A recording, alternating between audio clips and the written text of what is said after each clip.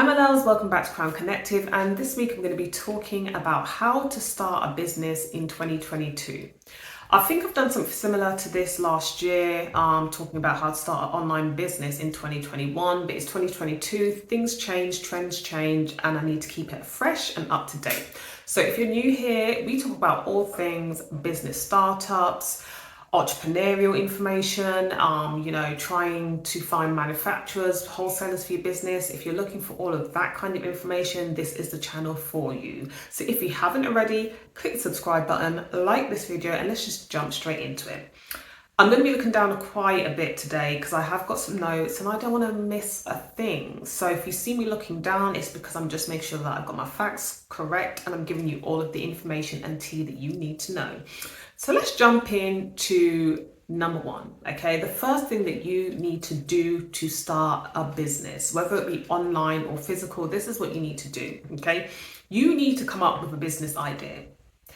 You need to know what your business is about, how it can benefit people, what purpose it serves. You want to create a business idea that is different to what's out there in your competitors at the moment. Make sure that your niche is clear, stand out, and just basically create a business idea that is going to be fulfilling, that is going to have a clear purpose, and identify a problem in the market that you're getting into and solve the problem. Okay, once you've got all of that down, we can keep it moving and you're on the road to success. So the second thing that you need to do is conduct market research. Okay, there's no point creating a business because you feel that it's going to be good or your friends and family think it's going to be good. You need to know what your target market thinks and feels, okay? Do not conduct market research and ask friends and family because they are not your customers. It's the brutal, honest truth. They aren't, okay? You need to go and find your target audience. You need to go and find your target customers and conduct market research with them.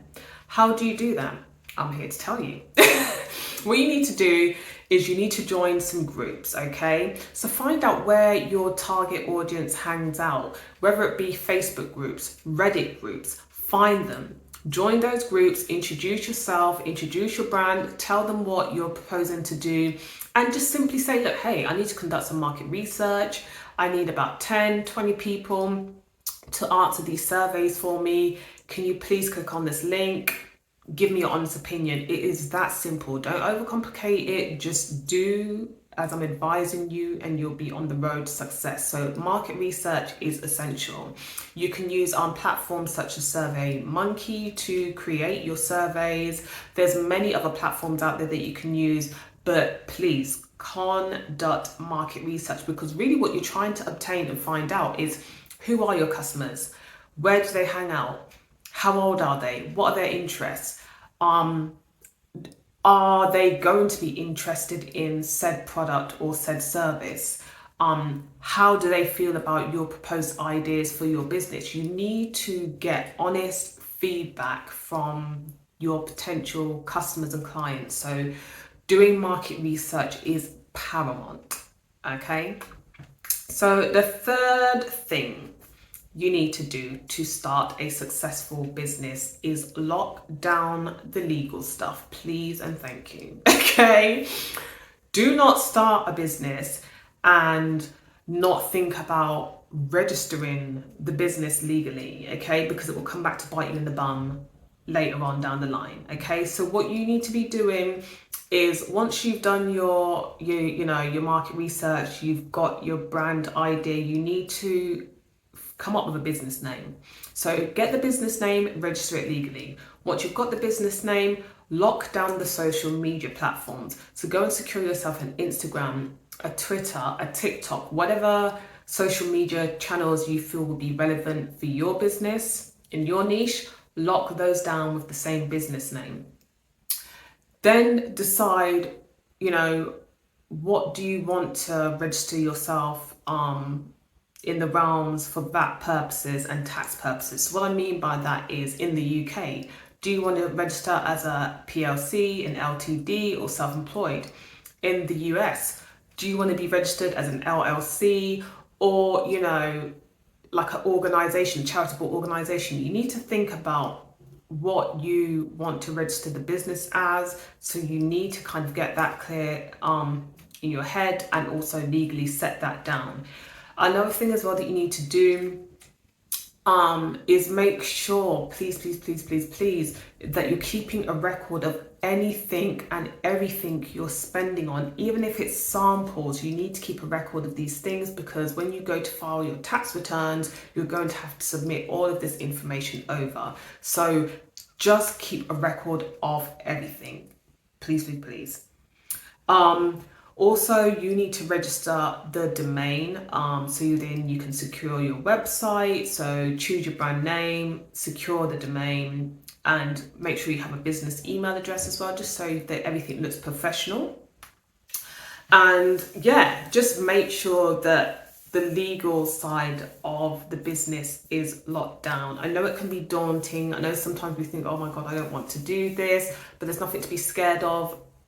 And if anything, when it comes to the scary bit, is finding out later on down the line that you're in debt because you haven't, secured something legally, or you haven't filed your taxes or kept a record of your taxes properly. That's the scary thing. So to avoid all of that, just make sure that you do all of the legal stuff ahead of time, so that when it comes time to, handing over the legal documents that are requested, you are confident that you know that you've done it all already and it's all there and ready to hand over. So the fourth thing you need to do, a lot of us don't like doing this. I used to have this mindset in the past, but I've learned, now I'm a successful business owner, that I needed this, okay? Especially when it comes to trying to get any kind of loans or grants and things like that out there. You need to have this locked and ready to hand over, and it is the business plan. Yes, the daunting booklet or 100 pages or however many pages that you are thinking that it is, but it's that daunting document that has all of the information about your business. Now, I know some of us think, oh my God, why do I need a business plan? I already know what it is in my head. I've already done all of the groundwork without doing this business plan. Why do I need it? You need this business plan. So it clearly sets out what the business is about, who's running the business, what the business goals are, what the business forecasts are, and where you see yourself in a couple of years' time. And just, all of the essential information that you need to know to basically launch this business. If you are really still in the mindset of, I really can't be bothered to create a business plan, it's just too time consuming, don't worry, Crown Connective have it all sorted for you. If you head over to the website, you will see, if you just sign in your email address and all of your contact details, we will hand you a free business plan. Yes, a free business plan.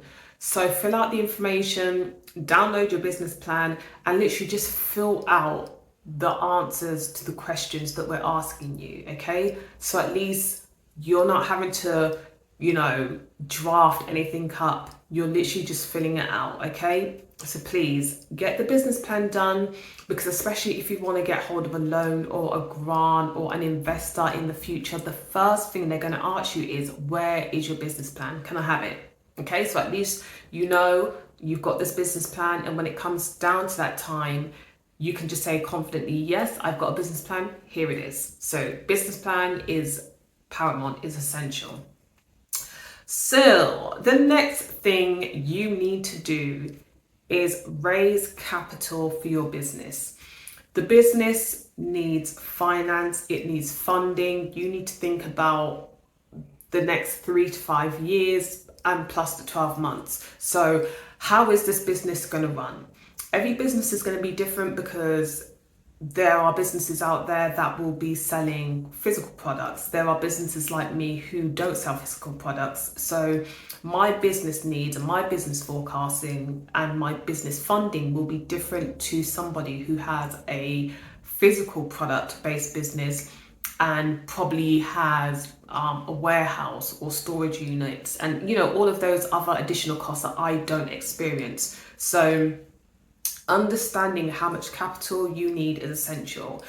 The first point of call that I would suggest that you go to source funding is possibly asking family or a partner. Okay, ask them if they would not mind investing in your business. That's always a good place to start. If you have that kind of relationship, definitely ask them. The next place that I would suggest is crowdfunding. Crowdfunding is amazing. I've done crowdfunding in the past, and I would definitely recommend it to people who are looking to source funding for their business. One that I used in the past was NatWest Back Her Business. So that was a crowdfunding platform specialized for female entrepreneurs, but there are many other crowdfunding platforms out there. So just have a look at those and get cracking, get the business out there because you need to get the funding. Another way to source investments for your business is via investors and angel investors. So basically, this goes back to the business plan. If you are going to approach any form of an investor or angel investors, the first thing they're going to ask is, can we have the business plan, please? So if you want to go down that route, if you're going to consider that route, you need to download the business plan via the Crown Connective website. This free business plan. So there's no excuses. It's free. Go get it. Another way that you can raise capital for your business is also through a business loan. Okay, there are so many business loans out there. There's Virgin Startups, there's various business loans that you can sign up to and get funding. But if you're going to get funding from business loan companies, goes back to the same thing that I just said 2 seconds ago. I keep repeating myself, but you're going to understand why I'm saying you need the business plan. If you want to get a business loan, you need a business plan. So yeah, if you're going to get a business loan, you need a business plan. So business loans are another option for you to get some funding for the business. Another way for you to get option for the fund for the business is a bank loan. Okay, so if you're unsuccessful for any reason, you can then get a bank loan, try and get a bank loan, see if that's another option, an avenue for you to get funding for the business. So funding for the business is essential. You need funding for the business, okay, because you are going to have to put a lot of money in marketing. I always stress this one, but I always have to say this from my past experiences. When I first launched my first business, I would say it possibly didn't do as well as it could have done because I didn't put enough investment into marketing. This business here, I believe it's done very well because I put a lot of money into marketing, okay? You need to make sure that you have a lot of money for products.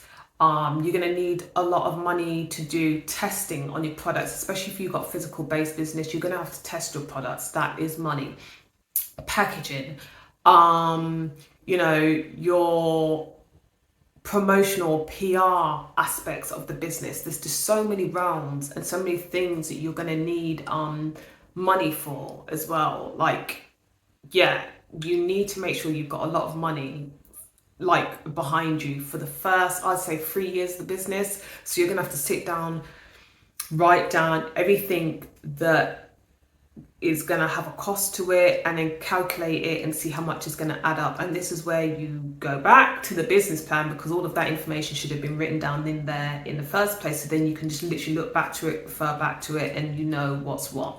So yeah, that's the funding aspect. Point 6, develop your service or product, okay? So what you really need to be doing here is thinking about creating the product, bringing it all to life, bringing it all together, okay? You need to be doing some product testing, especially if you are doing a physical based product. You need to make sure that this thing is actually fit for purpose and that it's ready to be released to the public and be sold. You don't want to put something out there and it's faulty or it's not up to scratch, because all that's going to lead to is bad consumer reviews, bad reviews to the brand, and yeah, people aren't going to want to purchase from you anymore. So making sure that you've done your product testing, you know that this product is ready, it's durable, it's reliable, it's basically ready to be sold, and it's ready to be dispatched to the mass. So, point 7. Build a reliable and responsible team. I really should take my own advice at this point, because I am a lone woman gang. Crown Connective, there is no team. It is just one person. I am looking for a team, so I am kind of taking a bit of my own advice. But yes, build a team, okay? Let me tell you why I say build a team. You can't do everything by yourself, and it's okay. Because when you do try to do everything by yourself, it's either two negatives that can come of it. It's either you experience burnout, or your business just crashes and burns because you're trying to do 10,000 things when it's just only one person. So you need to build a responsible team. That team can look like anything. And the reason why I say it can look like anything is your team doesn't necessarily have to be working with you personally, like in the same room. Your team could be in a different country. Your team could be just one person. You have to think about how your team structure is going to be for your business, what you need, what help you need for your business, and yeah, look at how you can create the successful team. Ways that I would advise you to source people to help you with your business running day-to-day mundane tasks are platforms like Fiverr and Upwork, okay? That's where you can find a lot of freelancers who advertise their services, and they're always looking for new work, they're always looking for new gigs, so you can promote your business and your requirements via these platforms, and then you'll be able to find freelancers that way. Okay, if you know people personally who you would like to work with, that's all good and well. You can use them to build your team, but sometimes when it comes to business, working with friends and family isn't always best, and it sometimes is better to find and hire a freelancer to be part of your successful team. So finding people to help you out is essential to running a successful business, okay? Number 8, find a business location. That can look different to so many businesses, especially people like me. Like, I don't have a physical business, okay? We sell vendor lists, which is a digital product. So my business location is kind of non-existent, because my business, it moves with me. But if you have a physical product, you are going to have to think about where's your business going to be based, where are you going to register the business address, okay? So if you're starting with like small products, let's just say, you can possibly start your business at home depending on how much inventory you have, okay? But then if you have your business at home, especially in the UK, you're going to have to register for council tax business rates for your property, okay? Don't try and act like the business is not being run at home. Let's follow all of the legal protocols now, okay? So think about where your business is going to be based, and yeah, just find an appropriate business location for your business. Number 9, work on generating sales, okay? So this kind of goes back to finding your kind of target audience via doing the market research. You need to kind of go back to that, go back to those people, and basically let them know, hey, such and such business is launching in 10 days time or in a month's time. I need you to head over to our Instagram or sign up to our mailing list on our website so that you can be kept in the loop and you'll get a discount, or entice them in, get them excited, get the buzz going, get the momentum going. This all then ties in with creating a successful launch, okay? You need to create a launch campaign. You need to create a buzz. You need to create the hype.